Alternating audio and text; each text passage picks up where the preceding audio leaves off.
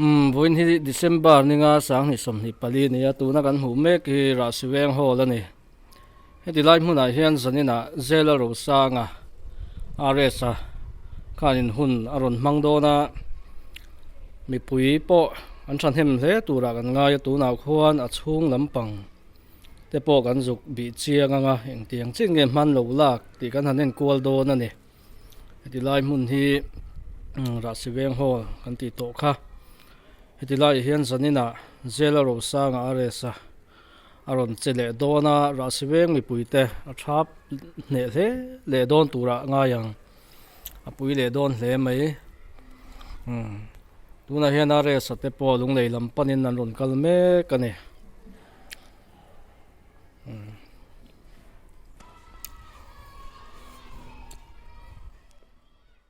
ba ninga sa ni sum pali ania hei zanin aresa ron zai na tur ania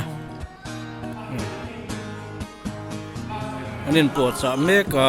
hetilai hmuna hianin J.Lalrosanga aresa aron chele do ani Rahsiveng Hall ah hian làm na tur po hmuna zau khop mai Duyên mít môi chọn ban về nấu lệ kim tang ăn xuyên sâu ống mồ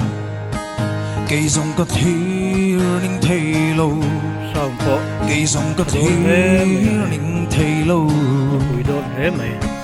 phụ chiang lâu mò ai pro lệ sen xuyên tôi nè suy lung ngã tung nghề mày suy lung ngã tung nghề mày September ni nga sang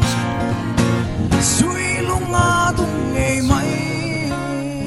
lai hmuna hian zanina J.Lalrosanga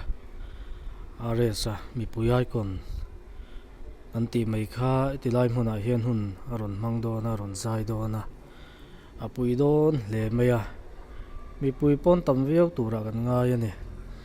hei thutna hi rin nain omna tur hi om nual maya kan khat tha hle tura kan ngai ani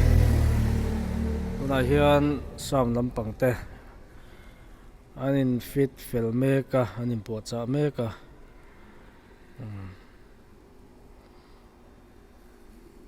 apui don hle mai